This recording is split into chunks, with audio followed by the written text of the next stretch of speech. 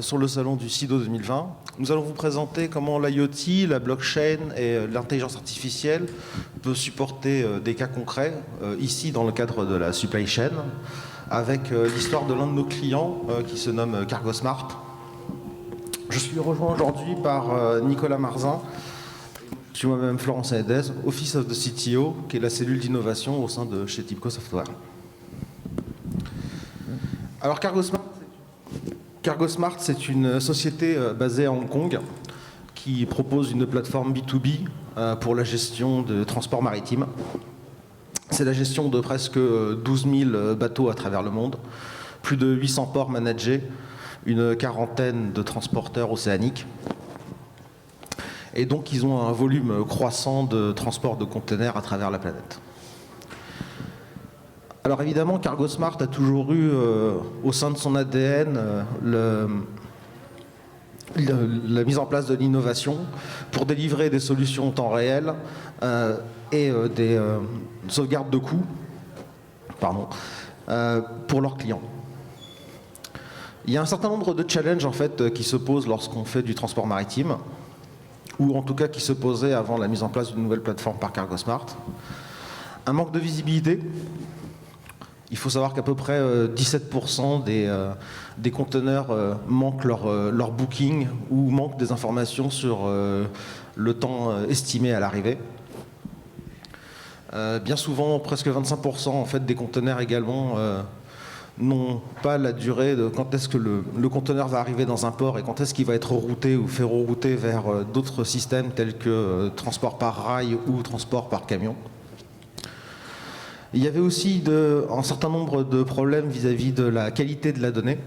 Les données n'étaient pas forcément toujours fiables, n'étaient pas forcément toujours remontées de manière temps réel. Donc ça complète l'idée d'un manque de visibilité, non seulement pour le transporteur, mais également pour l'utilisateur final qui attend son package à être délivré chez lui. Un certain nombre de silos existaient à travers les différents systèmes opérationnels. Des systèmes qui ne se communiquaient pas forcément entre eux, donc un manque d'interopérabilité, et beaucoup d'opérations manuelles. S'ajoute à cela en fait, un certain nombre de variables et d'événements inattendus, que ce soit la saison cyclonique ou des ouragans, ou des événements météorologiques extrêmes. La congestion des ports, lorsque vous avez un certain nombre de bateaux qui arrivent en même temps au sein d'un port, il faut pouvoir organiser ce port de manière rapide afin de décharger en fait, les conteneurs et de les remettre à la mer. Des changements de route inopinés, liés à diverses raisons, avaries sur un bateau. Des changements de service, c'est-à-dire que finalement un conteneur qui devait être délivré à Hong Kong doit finalement repartir pour aller vers la Chine. Et puis parfois malheureusement des pandémies du type Covid qui sont complètement imprévues. Et il faut pouvoir en fait agir de manière rapide pour toujours assurer en fait la supply chain, mais en même temps garantir en fait des SLA et des niveaux de service qui soient convenables pour les utilisateurs. Alors CargoSmart a mis en place un certain nombre de solutions basées sur 3 axes. Le premier axe c'est l'IoT, donc le Internet of Things, que vous connaissez. Mais j'aimerais revenir un tout petit peu en arrière sur l'historique en fait, des conteneurs très rapidement. Pendant longtemps, en fait, les conteneurs faisaient principalement du transport de produits secs. Mais ce sont des denrées ou des marchandises généralement à faible valeur ajoutée. Afin d'avoir des marchandises à valeur ajoutée plus importante, ils sont passés à ce qu'on appelle des conteneurs réfrigérés. Initialement, les conteneurs réfrigérés étaient connectés sur les navires et le système de réfrigération se faisait via le navire, ce qui n'est pas forcément optimal, mais ça permettait d'avoir au moins une première approche des conteneurs réfrigérés. Puis est venue une seconde génération de conteneurs réfrigérés où le conteneur est complètement indépendant, donc le conteneur lui-même est réfrigéré, peu importe qu'il soit sur un bateau ou qu'il soit transporté à travers un camion ou à travers un train. Et ça a permis une plus grande latitude et de pouvoir apporter des denrées périssables, des médicaments, des vaccins peut-être, à travers la planète, tout en garantissant à la fois la valeur de la marchandise, la fiabilité. Alors comment faire CargoSmart a travaillé avec un certain nombre de sociétés, dont la nôtre, mais pas que, également aussi avec l'université de Hong Kong, pour mettre en place une plateforme IoT qui est branchée directement en fait sur les containers avec un certain nombre de sensors, à peu près une dizaine. Alors c'est la position GPS, mesure de l'environnement. Si des chocs sont reçus pour le container, ce qui voudrait dire que le container pourrait être endommagé pour X ou Y raison. S'il y a un manque d'électricité ou un problème énergétique, s'il y a un problème sur la partie réfrigérée proprement dite. Et toutes ces informations en fait peuvent être remontées désormais en temps réel et donner une plus grande visibilité. On verra après un petit peu pourquoi. Ils ont construit donc une plateforme cloud qu'ils offrent à leurs clients finaux. Et ça offre une visibilité complète de où se trouve le conteneur à tout moment et de savoir si cette marchandise est intacte ou pas. Un autre aspect et un autre levier en fait, de l'innovation chez CargoSmart, ça a été la mise en place de la blockchain. Il faut savoir que lorsqu'on fait du transport maritime, il y a à peu près une trentaine de documents et quasiment autant d'acteurs pour signer différents documents, que ce soit la confirmation du booking, que ce soit le certificat d'origine, que ce soit des documents phytosanitaires ou des droits de douane. Ou ça. Donc pour ça, ils ont mis en place une blockchain unique qui permet en fait à l'ensemble des acteurs de la chaîne de pouvoir communiquer et d'échanger leurs documents. Messieurs, rendez-vous dans le workshop East pour participer au workshop, gagner de l'avance grâce à un contact center intelligent avec Avanade. Voilà, donc n'hésitez pas à nous rejoindre évidemment. Le troisième axe, c'est l'intelligence artificielle. Alors aujourd'hui, CargoSmart, les devices IoT sur les containers, avec l'ensemble des 12 000 donc, bateaux qui gèrent de la flotte, c'est environ presque 2 millions de messages par jour. Et en fait, tous ces messages sont reroutés vers un système nerveux central, donc le back-end, le fameux back-end basé sur le cloud de CargoSmart, qui permet en fait de faire un certain nombre de prédictions, que ce soit au niveau de la maintenance prédictive. Par exemple, si un conteneur dont la cellule réfrigérante doit être changée au fil du temps, de pouvoir prévenir un changement de service auprès du client final. Mais plus important, surtout, c'est la visibilité en fait, de ce conteneur et donc des packages qui sont contenus à l'intérieur de ce conteneur. Ce qui vous permet, par exemple, à nous, clients finaux, de savoir à quel moment mon colis venu de Chine va arriver chez moi, ici, à Paris ou à Lyon. Comme les conteneurs sont devenus indépendants et possèdent en fait ces cellules IoT, tout au long de la chaîne, en fait, quel que soit le mode de transport, que ça passe d'un mode de transport maritime ou un mode de transport dit terrestre, on a en fait tout le cycle de vie en fait, de ce conteneur. Et parce qu'on utilise des modèles mathématiques qui permettent de prévoir à peu près les temps d'arrivée, on a une plus grande précision et une plus grande visibilité sur justement ces conteneurs. Alors, comment CargoSmart l'a fait? Ils ont bâti une plateforme qui était orientée sur 3 principes de design. La première, c'était l'inclusion en fait, de l'intelligence artificielle, de l'IoT évidemment. Pour eux, c'est important que ce soit cloud native afin de pouvoir d'adopter les différents providers cloud qui existent sur le marché. Et surtout une plateforme ouverte pour pouvoir s'intégrer en fait, avec la multitude de clients qu'ils ont, que ce soit des transporteurs océaniques, que ce soit simplement des agents de logistique ou des transporteurs ou même des clients finaux.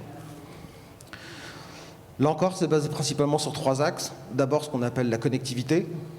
Donc, avoir un ensemble pléthorique en fait, de connecteurs pour interconnecter l'ensemble des systèmes qui existent, soit au sein de CargoSmart, soit au sein des clients de CargoSmart. Donc, pouvoir se connecter à un ERP, pouvoir récupérer des données issues de l'IoT, etc. Évidemment, comme il y a une grande variabilité de ces données, et la qualité des données peut être variable, il y a une couche dite d'unification, principalement basée sur 2 offres logicielles importantes. La première, c'est la data virtualisation, qui permet d'avoir une vision unifiée en fait, de ces données. Et le master data management, pour garantir en fait, l'intégrité non seulement de ces données, mais aussi d'avoir un modèle de référence qui soit unique, peu importe la variabilité des données qui sont en dessous. Et enfin, la partie certainement peut-être la plus importante ici, qui est la partie prédictibilité et visualisation en fait, des différentes métriques qui sont remontées par ces containers pour offrir en fait, une vision à 360 pour leurs clients finaux. Je l'ai dit, leur orientation était cloud native et une plateforme ouverte. Aujourd'hui, ils sont multi-providers sur le cloud. Donc, ils ont des parties sur AWS, d'autres parties chez Microsoft Azure.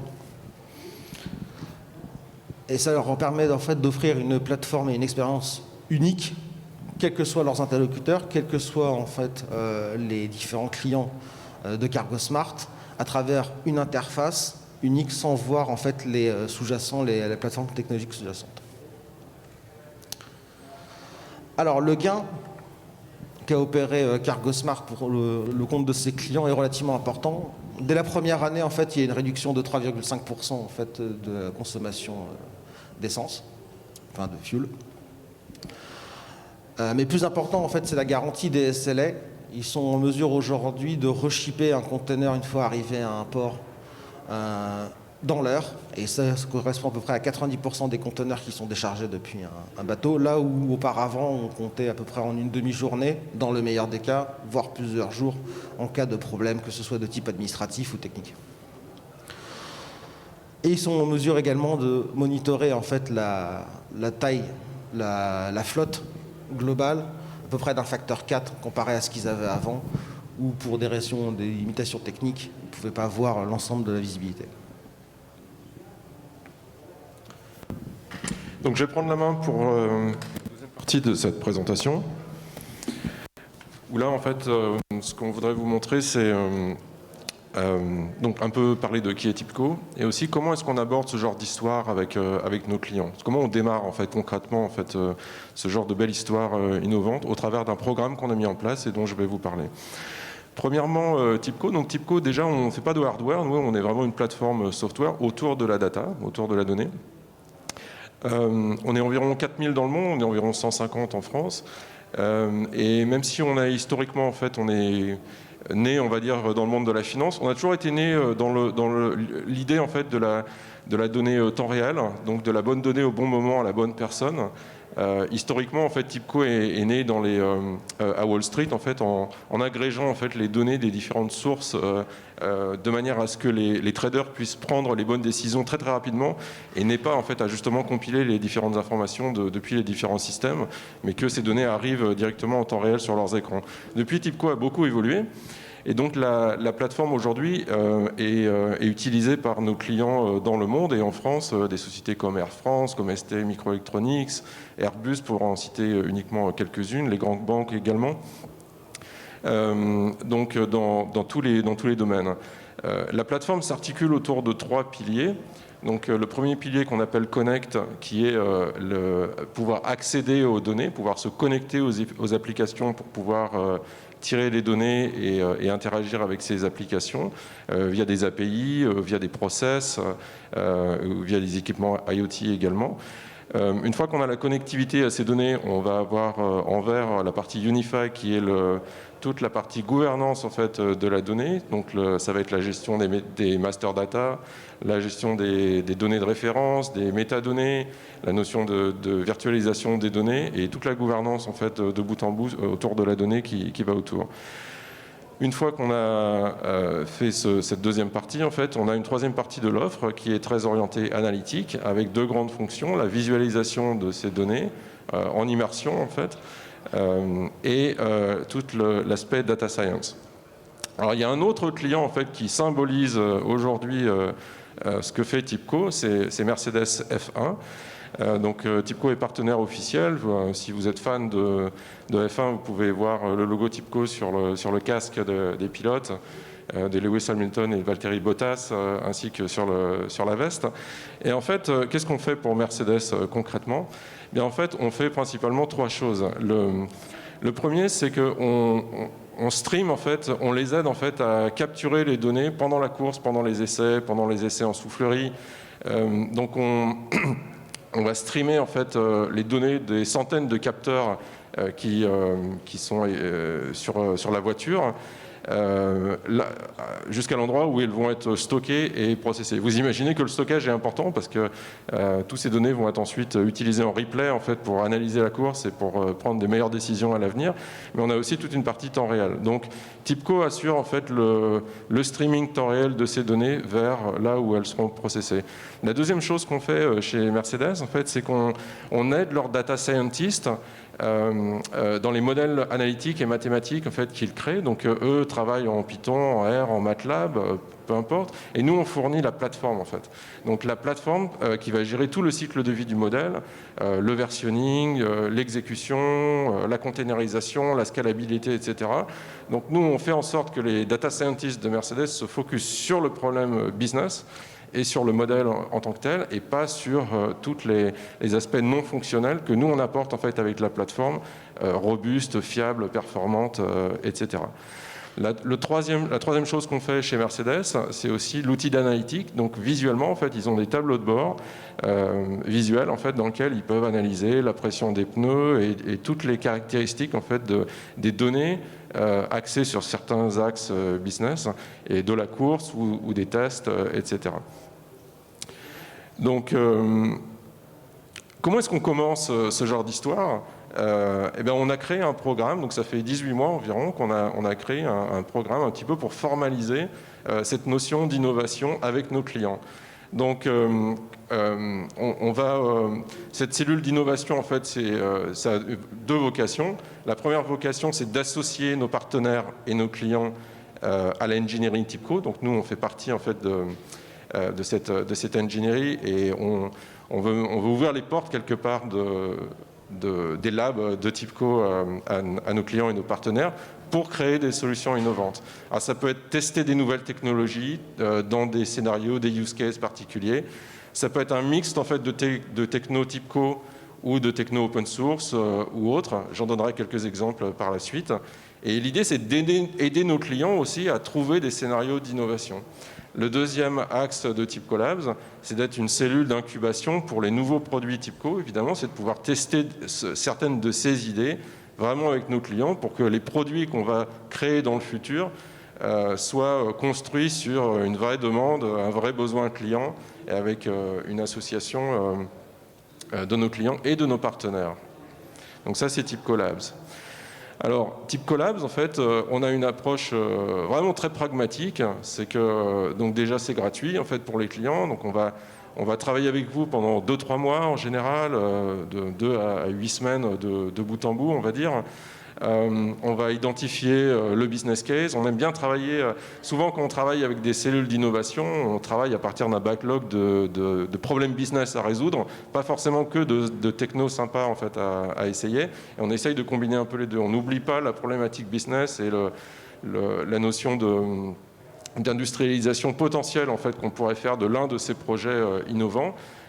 Mais aussi, on a une démarche vraiment très pragmatique, on travaille avec vous, on est à fond sur un sujet, en fait, sur l'usage en fait, de nouvelles technos, par exemple, pour résoudre un problème particulier. Qu'est-ce qu'on en fait ensuite ? Parfois, ça devient une feature d'un produit, donc ça contribue à améliorer les produits. Parfois, ça peut devenir une solution cliente. Alors, par exemple, Cargo Smart, en fait, c'est une solution cliente. Et dans certains cas, en fait, on peut aussi investir nous-mêmes dans la création de nouveaux produits. On a eu quelques exemples de ça. Et dans certains cas aussi, on a cette notion de fail fast. Voilà, si ça ne donne rien au bout de quelques semaines ou quelques mois, c'est pas un problème non plus. Donc on a vraiment cette relation un peu différente au travers de TIBCO Labs avec nos clients. Je voudrais vous donner 3 exemples en fait, qui peuvent être intéressants dans un contexte un peu IoT. Le premier, c'est le process mining. Si on considère en fait, effectivement, ici on a beaucoup parlé d'IoT avec Cargo Smart, tous les objets IoT produisent des données. Encore faut-il pouvoir les stocker et pouvoir les analyser derrière. Mais si le process mining, en fait, c'est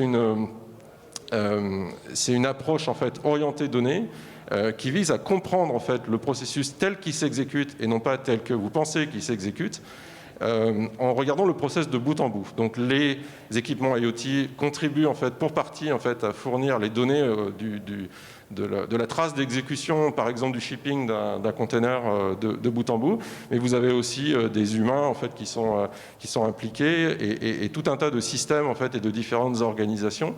Donc le process mining, la vocation en fait, c'est d'aller chercher les données en fait, qui prouvent la trace en fait, de cette exécution de bout en bout et de vous permettre de la découvrir en fait. Donc vous avez une approche alternative à ça évidemment, c'est de faire des workshops, de travailler avec les métiers et de comprendre comment votre process s'exécute. Mais parfois, en fait, c'est long, fastidieux et ça manque un peu d'objectivité. Donc le process mining, il vous apporte vraiment deux choses, en fait. Déjà, il est connecté à vos données réelles, donc il s'appuie sur la réalité et sur vraiment ce qui s'est passé. Et il vous apporte de l'objectivité et des métriques. Et enfin, il vous aide en fait à prioriser finalement. Il vous montre en fait les inefficiences de vos process, parfois les non-compliance, et donc ou les non-conformités. Et donc, il vous aide en fait à prioriser en fait les choses que vous devez changer en fait et améliorer avec les gains en fait sous la forme de métriques en fait qui sont en face. Donc, la vocation du process mining, c'est de se connecter à vos données, d'appliquer en fait des algorithmes en fait qui reconstituent le process de bout en bout, et surtout en fait, c'est de donner à un business analyst une présentation telle que vous pouvez le voir, très interactive, sous la forme de process, dans lequel vous identifiez les différentes variantes, donc c'est les façons dont vous exécutez vos process, les différentes séquences en fait, d'activités, et de manière visuelle, en fait, dans l'outil Visual Analytics, vous pouvez à la fois naviguer dans le process, faire des zooms, faire des filtres, identifier en fait les anomalies, les outliers, ce genre de choses. Et donc vraiment comprendre ce qui fonctionne pas, identifier les best practices, tester la conformité, etc. Plein d'exemples de process mining. On a beaucoup de clients très intéressés en ce moment.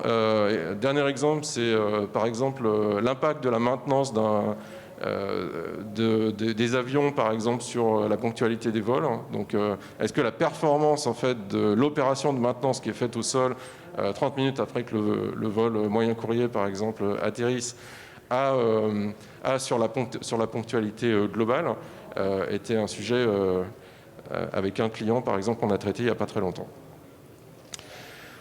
Donc on a créé un projet qui s'appelle Discover, donc qui aujourd'hui fait partie de TIBCO Labs, qui est publié, donc vous avez accès. On a tendance à publier en open source en fait, nos projets, de manière à ce que les clients puissent aussi les tester en fait, avant de voir ce qu'on en fait derrière, si on va en faire un produit ou le garder en tant que solution. Au niveau de l'IoT aussi, on s'est attaqué à un autre problème au niveau de Labs, également avec une paire de clients à l'origine. C'est en fait toute la problématique du cycle de vie en fait, de votre flotte de devices IoT. Donc on a créé en fait une solution qui est disponible dans notre offre cloud SaaS. D'une manière générale, en fait, on déploie nos solutions, on utilise notre offre SaaS pour aller très très vite, pour faire des prototypages. Et une fois qu'on a publié les projets, après on donne la liberté, en fait, le choix à nos clients de déployer dans la plateforme cloud de leur choix, que ce soit AWS, Azure, Google, ou dans notre offre SaaS, ou on-premise via du cloud privé, etc. Donc, qu'est-ce qu'on va faire avec ce projet que nous, on a appelé R? On va pouvoir enregistrer en fait, une flotte d'IoT. On va pouvoir interagir, on va pouvoir pousser des updates, par exemple, de code. On va pouvoir récupérer les données qui sont produites par la flotte d'IoT, les remonter en fait, pour leur appliquer de l'analytique et pouvoir visualiser en fait, un historique, un flux temps réel, leur appliquer du machine learning, etc. Donc c'est un petit peu une vision plug and play en fait, de mettre en place une flotte IoT, connecter les données et vous avez la plateforme, le framework, on va dire, pour démarrer vos usages métiers au-dessus de cette flotte. Donc on a une approche toujours agnostique. TIBCO a toujours été considéré comme un peu la Suisse de l'informatique, donc on laisse le choix à nos clients en fait, de déployer là où ils veulent, dans la techno de leur choix. Et enfin, donc un autre projet qu'on a commencé avec certains clients autour de la réalité augmentée. Donc je dirais que ce projet, en fait, c'est plus du prototypage aujourd'hui. On a peu d'exemples en fait, de clients qui ont vraiment industrialisé ça aujourd'hui, mais on a eu aussi beaucoup de demandes, beaucoup d'intérêt autour de différents use cases. Alors, le focus de TIBCO en réalité augmentée, c'est sur les cas d'usage d'entreprise. Donc on oublie le gaming, etc. On a vraiment focalisé sur un certain nombre de cas d'usage. Parmi ces cas d'usage, il peut y avoir par exemple la maintenance en fait, complexe en fait, d'équipements. Il peut y avoir la supervision. Donc, par exemple, on a travaillé avec un fabricant de semi-conducteurs en fait, pour superviser en fait, la chaîne de production. Donc on imagine quelqu'un aujourd'hui qui veut superviser l'état de l'ensemble des équipements, des machines, en fait, et avec tous les capteurs en fait, qui ont été mis en place. Aujourd'hui, ils ont besoin d'aller dans beaucoup de systèmes. En fait. L'idée, c'est d'avoir quelqu'un qui se promène dans l'usine en fait, avec des lunettes et en fonction de là où il regarde, il va pouvoir visualiser depuis quand la machine tourne, les différentes alertes, les différents problèmes, directement soit avec des lunettes, soit avec un iPad. On a différentes cas de figure. Ce qu'on a voulu faire, en fait, donc nous, on ne fournit pas les lunettes, donc on a fait un partenariat avec Microsoft. On utilise les HoloLens en fait. Donc nous, ce qu'on aide, là où on aide nos clients, c'est à mettre en place un prototype. En une semaine ou deux, en fait, on peut mettre en place ce genre de prototype grâce aussi à notre offre SaaS TIBCO Cloud. Donc ce qu'on a fait, c'est qu'on a créé en fait une espèce de mini framework ou d'application pour les HoloLens qui va tirer parti de 4 capacités en fait de TIBCO. Le premier, c'est du messaging, temps réel. Donc vous imaginez, on a une démo en fait dans certains salons en fait où on a une équipe professionnelle de cyclisme aussi chez TIBCO, et donc on a fait une démo où en fait vous avez un cycliste en fait sur un vélo. On pourrait imaginer aussi la voiture en fait de Mercedes qui est sur les circuits, mais vous avez effectivement la personne qui pédale, et vous avez tout un tas d'informations comme la vitesse, la fréquence cardiaque du coureur, etc. Qui sont remontées comme ça en temps réel. Donc on peut imaginer des équipements avec des capteurs IoT qui produisent des données de pression, température, etc. en temps réel, et la capacité en fait à les visualiser, soit de manière unitaire, soit de manière agrégée via ces lunettes. La deuxième chose qu'on a, c'est les manuels, les modes opératoires. En fait, on a beaucoup d'outils de gestion de process chez TIBCO, donc vous pouvez documenter en fait via un outil dédié, ce qu'on appelle des manuels, c'est-à-dire on peut imaginer quelqu'un qui va faire une opération complexe de maintenance sur un équipement, il va vouloir avoir step by step, on va dire, l'ensemble des activités qu'il doit faire, et tout ça, ça vient d'une documentation qui a été construite via notre plateforme de processus. Et donc la capacité de voir directement dans vos lunettes. Qu'est-ce que ça veut dire ? Ça veut dire que quelqu'un du métier peut aller utiliser notre offre SaaS. En quelques minutes ou quelques heures, en fait, il va décrire un process graphiquement, et ensuite il va mettre les lunettes, il va directement pouvoir utiliser, enfin un utilisateur pourra utiliser ces modèles sans avoir de code à écrire. Pareil pour tout ce qui est connectivité REST, pouvoir non seulement interagir avec des systèmes, mais pouvoir aussi déclencher des actions. Et on a interagi avec notre case management. On imagine qu'on est en train de faire une opération de maintenance sur un équipement. On trouve une panne probable et on veut déclencher un case pour que quelqu'un, derrière un technicien, vienne faire une investigation et résoudre le problème. Donc, ça, ce sont 3 exemples en fait, de projets qu'on a fait avec TIBCO Labs. On a de nombreux exemples en fait, avec différents clients, différentes industries. En général, ce sont des projets qui durent 2-3 mois, et ça permet en fait, d'aider nos clients à montrer de l'innovation aussi à leur métier, et nous-mêmes, ça nous permet de penser aux produits du futur. Si vous souhaitez en savoir plus sur TIBCO, sur TIBCO Labs et sur Mercedes F1 aussi, vous pouvez vous enregistrer, c'est gratuit en fait à notre conférence du 22 au 24 septembre en ligne. Et notamment, on aura le plaisir d'avoir Lewis Hamilton, Valtteri Bottas et Toto Wolff qui seront en keynote de notre événement pour parler d'innovation. Et avec ça, je vous remercie et on va passer à quelques questions s'il y en a.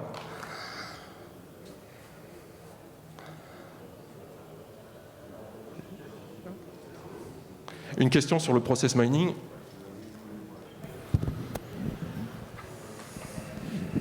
Ouais, sur le process mining, On dit, vous avez dit tout à l'heure qu'on avait quelque chose d'objectif via l'analyse de données en termes de process, en termes d'identification de process, mais ça suppose quand même que les données sont bien gouvernées en amont.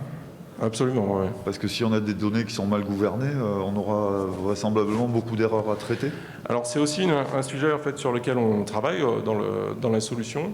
On utilise des techniques, différentes techniques pour essayer de détecter en fait, les anomalies, notamment dans les données. Donc évidemment, la réponse est oui. En fait, il faut avoir une gouvernance de la donnée. Il faut déjà l'avoir, la donnée, parce que c'est pas le tout de la streamer en fait, de la donnée et d'en faire quelque chose en temps réel. Il faut aussi pouvoir la conserver dans le temps, parce que le but du process mining, c'est aussi d'observer le process pendant longtemps, en fait, pendant 3 mois, 6 mois, et de regarder comment il fonctionne. Donc déjà, il faut avoir la donnée, il faut la gouverner, en effet, pour pas que les données soient erronées ou pour que l'objectivité soit au rendez-vous. Et après, il y a des technologies comme la détection d'anomalies, par exemple, dans les données, qui nous permettent d'identifier des cas type outlier ou des cas qui soit sont révélateurs en fait, d'un problème réel, soit sont révélateurs d'un manque de gouvernance et Donc là, ça sous-entend que vous avez une expertise humaine qui vient par-dessus. On a des data scientists en fait, qui viennent au cas par cas en, fait, en fonction du métier, en fonction du donné. Et surtout, on s'appuie aussi avec nos partenaires sur cette expertise métier. À un moment donné, nous, on offre surtout la plateforme, en fait. Hein, donc, à un moment donné, il faut qu'il y ait l'expertise métier sur des gens qui connaissent le processus pour aller effectuer. Alors, il y a certaines des opérations sur le process mining qui nécessitent de labelliser en fait les données. C'est seulement la personne qui va connaître le métier qui va dire ça c'est une activité possible de fin par exemple. Si on prend ne serait-ce que la durée d'un process, la durée, il faut identifier les cas qui ne sont pas encore terminés par exemple, des choses aussi simples que ça en fait. Et là vous avez une expertise métier qui va dire oui alors là on considère que là on a terminé le process. Donc il y a certaines données qui sont labellisées et après les algorithmes font le reste en fait en termes de découverte. D'accord. D'autres questions? Bon, je ne crois pas. Eh bien, je vous remercie beaucoup et bonne fin de salon.